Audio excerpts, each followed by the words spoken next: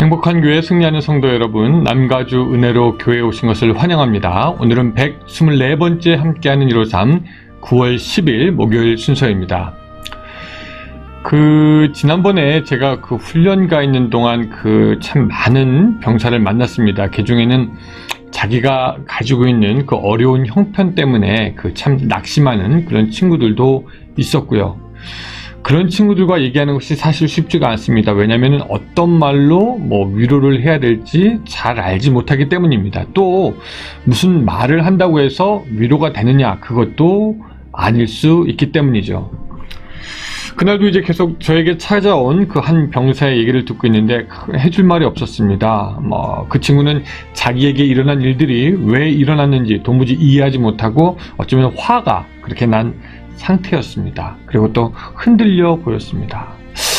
어떻게 해줄까? 무슨 말을 해줘야 되나? 분명히 저 친구 얘기 끝나면 채플린 너는 어떻게 생각하느냐고 물어볼 텐데. 그러면서 바깥을 보고 있는데 이렇게 바람에 흔들리는 나뭇가지가 보였습니다. 이게 아무래도 하나님께서 보게 하신 것 같아요. 어쨌든 그 친구가 자기 얘기하는 거 끝나고 또 저에게 물어봤습니다. 어떻게 생각하냐고요? 그래서 저는 이렇게 가르쳐줬어요. 이렇게 보여줬습니다. 저기 바람에 흔들리는 나뭇가지 보이지? 맞아. 우리는 예상하지도 못하고 보이지도 않는 힘든 일, 그런 바람이 불면은 우리는 흔들릴 수밖에 없어. 그거 자책하지 마. 흔들리는 거는 자연스러운 거야. 오히려 너가 살아있다라는 거야. 그렇게 이제 얘기해주고, 이제 마지막에 기도를 해주고 싶은데 괜찮냐고 물어보고 기도해 주었습니다. 근데 사실 오늘 이 새벽에 깨어있는 여러분들 중에서도 역경의 바람에 흔들리는 분들 있지 않겠습니까? 또 이 비디오 같이 나누는 분들 중에서도 어려운 일에 바람이 흔들리는 것처럼 자신의 존재가 흔들리는 것을 느끼고 있는 분이 있지는 않겠습니까? 그러나 여러분, 어쨌든 바람은 불게 되는 것이고 우리는 흔들릴 수밖에 없는 존재입니다. 그러나 우리가 그렇게 약한 나무가지지만 그 나무의 본 줄기에 붙어 있으면 우리는 결국 열매 맺을 수 있습니다. 그리고 우리의 흔들리지 않는 큰 나무의 줄기는 바로 예수님이십니다. 우리 예수님 안에 거함으로 여러분, 심한 바람 속에서 때로 흔들릴지라도 그렇게 열매 맺는 하루가 되시기를 주님의 이름으로 축복합니다. 우리 이제 같이 찬양하겠습니다.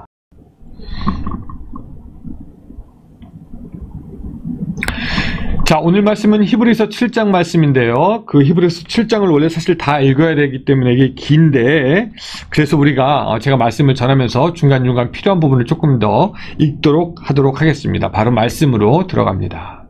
자, 말씀드렸던 것처럼 이 히브리서 7장은요, 멜기세덱이라는 인물과 멜기세덱의 반차를 쫓는 제사장 된 예수님이라는 이야기를 우리에게 하고 있습니다. 굉장히 개념이 생소해요. 우리가 히브리서 7장을 여러분들 주의 깊게 읽어본 분들은 알겠지만 이거 다 읽어도 이게 어떤 의미인지 좀처럼 파악하기가 쉽지가 않습니다. 분명히 멜기세덱이라는 실체가 있고 예수님도 있는데 그거에 대해서 이해하기가 쉽지가 않다라는 것이죠. 그래서 사실 이 히브리서를 쓴 사람도 5장 11절에서 미리 뭐라고 얘기하냐면, 멜기세덱에 관하여는 우리가 할 말이 많으나 너희가 듣는 것이 둔함으로 설명하기 어려우니라. 그러니까 이 히브리서 편지를 받은 당시에 그 사람들에게도 어려웠다면은 오늘 배경 지식이 별로 많지 아니하고 성경에 대해서 익숙하지 아니한 우리는 더 어렵습니다. 당시의 사람들에게 어려운 것, 우리도 당연히 어렵죠. 그러나 한번 우리가 조금씩 살펴보려고 합니다. 사실 이 히브리인들, 유대인들에게 있어서도 이 멜기세덱이라는 인물은 어떻게 보면 수수께끼 같은 존재였습니다. 그래서 7장 3절에 바울은 뭐라고 얘기하냐면요, 아버지도 없고 어머니도 없고 족보도 없고 시작한 날도 없고 생명의 끝도 없어 하나님의 아들과 닮아서 항상 제사장으로 있느니라. 이 말은 멜기세덱이 정말 아버지도 없고 어머니도 없고 생명의 끝도 없는 존재라는 말이 되기도 하고요. 또 한편으로는 그 사람이 워낙 수수께끼 같은 존재라서 아버지가 누군지, 어머니가 누군지, 언제 죽었는지 그 모든 사실을 알 수 없다라는 말도 되기도 합니다. 그래서 이 멜기세덱이 누군가에 대한 해석은 너무나 다양하고 분분해서 여러분 이게 바로 그겁니다라고 확고하게 결론을 내릴 수가 사실 없고, 제가 오늘 여러분들에게 설명드리는 것도 그 많은 의견과 많은 연구들 중에 한 가지의 부분이 될 것입니다. 이것을 될 수 있으면은 성경적으로 여러분들에게 이해하기 쉽게 조금 더 설명을 드리도록 하겠습니다. 자, 이 내용 자체가 이해하기가 쉽지 않고 자료도 별로 없기 때문에 우리의 연구와 공부에는 한계가 있지만, 그럼에도 불구하고 이 히브리서의 저자가 멜기세덱을 인용하고 그것을 통해 우리가 배워야 하는 것이 무엇인가는 확실합니다. 당시에 이 히브리인들은 그 예수님에 대한 궁금증이 우리와 조금 틀렸습니다. 우리가 예수님에 대해서 궁금해하는 것들과 당시 히브리인들, 유대인들이 예수님에 대해서 궁금했던 것은 조금 틀릴 수 있다는 것이죠. 기독교는 그 예수님이 인류의 죄를 위한 제물이며 또한 하나님과 인간을 이어주는 영원한 대제사장이라고 가리키는데, 이 유대인들 눈에는, 이 히브리 사람 눈에는 아니 예수님이 사실 레위 지파도 아니고 뭐 제사장의 직분을 받은 것도 아닌데, 또 그렇다고 해서 초대 제사장인 아론의 직분을 이어받는 것도 아닌데 어떻게 예수님이 제사장이라고 할 수 있느냐라는 것이었습니다. 굉장히 그들에게는 이것이 궁금한 문제였습니다. 마치 이런 거죠. 제가 이씨입니다. 근데 여러분 저의 조상이 신라시대의 왕족이었습니다 라고 하면 여러분 금방 이상하게 생각합니다. 왜냐면 뭐 박씨나 뭐 혹은 김씨? 뭐 그러면 좀 신라시대의 왕족 이해가 되지만 어떻게 이씨가 신라시대의 왕족이 됐느냐 질문할 수 있겠죠. 마치 그런 것처럼 오늘 예수님이 어떻게 제사장이 되느냐, 영원한 대제사장이 되느냐에 대한 궁금증을 오늘 본문에서 좀 풀어주려고 하는 겁니다.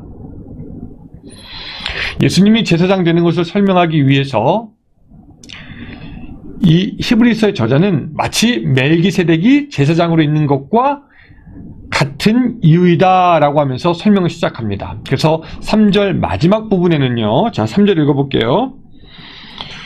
아버지도 없고 어머니도 없고 족보도 없고 시작한 날도 없고 생명의 끝도 없어 하나님의 아들과 닮아서 항상 제사장으로 있느니라 라고 하고요.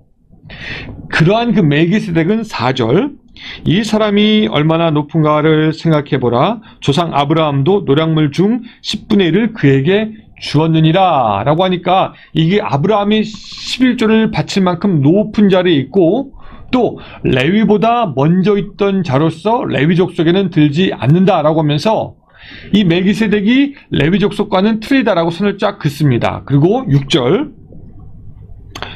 레위 족보에 들지 아니한 멜기세덱은 아브라함에게서 10분의 1을 취하고 약속을 받은 그를 위하여 복을 빌었나니 라고 하면서 멜기세덱보다 위에라고 설명하고 있고요. 11절, 레위 계통의 제사 직분으로 말미암아 온전함을 얻을 수 있었으면 백성이 그 아래서 율법을 받았으니 어찌하여 아론의 반차를 따르지 않고 멜기세덱의 반차를 따르는 다른 한 제사장을 세울 필요가 있느냐라고 하면서 이 멜기세덱이 아론의 반차도 따르지 않는다라고 이야기하고 있습니다. 그러면서 예수님은 유다 지파에서 나신 분으로 영원한 대제사장이 되는데, 이것이 육신에 속한 계명의 법을 따르는 것이 아니라, 자 17절, 증언하기를 내가 영원히 멜기세덱의 반차를 따르는 제사장이라 하였도다 라고 하면서 약속에 따라서 된 것이라고 얘기합니다. 여기서 반차라는 말 우리가 좀 기억해야 되는데, 지금은 많이 쓰이지 않는 말인데요, 나눌 반 버금차 라는 말로써 이 사전을 찾아보면은 동의어로 계열이라는 말이 나옵니다. 어떤 계열, 어떤 계열, 어떤 쪽이다. 즉 예수님은 레위지파의 반차, 레위지파의 계열도 아니고, 그래서 율법을 따라 된 제사장이 아니고 보다 더 높고 아브라함보다도 위대한 그 멜기세덱의 반차, 멜기세덱의 계열을 따른 제사장이다 라고 하면서 21절, 그들은 맹세 없이 제사장이 되었을 때 오직 예수는 자기에게 말씀하신 이로 말미암아 맹세로 되신 것이라. 주께서 맹세하시고 뉘우치지 아니하시리니 내가 영원히 제사장이라 하셨도다 라고 하면서 하나님의 맹세, 즉 약속으로 제사장 된 분이 바로 예수님이다 라고 말하고, 그 예수님은 마치 멜기세덱과 같고 멜기세덱의 반차를 따라서 된 제사장이다 라고 이야기를 하고 있는 것입니다.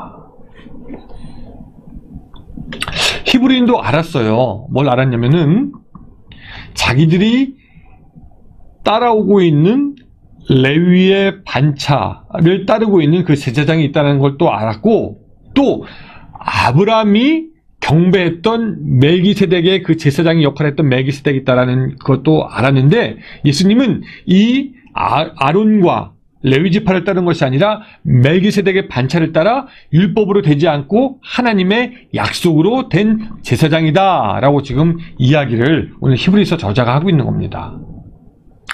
율법, 그러니까 없어질 율법에 따라 제사장 된 그 예수님이 아니라 하나님의 놀라운 계획과 섭리에 의해서 세워진 영원한 제사장, 우리와 하나님의 영원한 중보이신 예수 그리스도다 라고 이렇게 말하고 있는 것입니다. 여러분, 한국에서 갓 이민 온 사람에게 미국에 대해서 막 설명해줘도 잘 이해가 안 될 때가 있습니다. 왜냐하면 한국만 알고 있었기 때문이죠. 마찬가지로 율법에 물들어 있었던 히브리인들에게 율법보다 뛰어난 존재인 영원한 제사장 예수님은 잘 이해가 안 되는 존재입니다. 그래서 히브리서 저자는 유대인들이 알고 있는 그 멜기세덱을 통해서 예수님을 이해시키고 있는 것입니다. 여기까지도 아마 쉽지가 않을 수도 있겠습니다. 근데 그 포인트는 이거예요. 예수님이 오시면서 레위지파와 아론의 지파, 그 반열을 따라서 율법에서 세워진 그 모든 제사장의 역할들은 그들 자체도 죄인이고 그들의 제사를 지어도 그것은 유한한 것이기 때문에 사실 우리에게 필요가 없다. 그리고 하나님의 약속에 의해서 영원한 제사장 된 예수님이 우리에게 필요하다라고 이렇게 말하는 것이고, 그 예수님은 유대인들이 볼 때 전혀가 이해가 안 되는 존재니까, 야, 멜기세덱 있잖아. 그 멜기세덱의 반차, 멜기세덱의 계율을 따라서 그 제사장 된 분이 바로 예수님이야 라고 말씀하고 있는 것입니다. 자, 우리는 근데 사실 이미 알고 있죠. 예수님은 영원한 제사장이 되어서 우리와 함께 있다. 25절. 그러므로 자기를 힘입어 하나님께 나아가는 자들을 온전히 구할 수 있으니 이는 그가 항상 살아계셔서 그들을 위해서 간구하십니다 라고 하면서 영원한 제사장 되신 예수님으로 인해서 우리가 온전히 구원을 받고 예수님이 우리를 위해서 기도해 주시는 중보가 된다라는 것을 우리는 또한 여기서 다시 발견하고 믿게 되는 것입니다.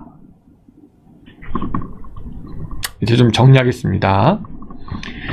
유대인들에게는 율법이 전부였는데 그 율법으로 인해서 구원받는다고 생각했는데 그 율법을 뛰어넘는 예수 그리스도가 있었습니다. 그렇죠? 근데 우리도 율법 같은 것이 있을 수가 있습니다.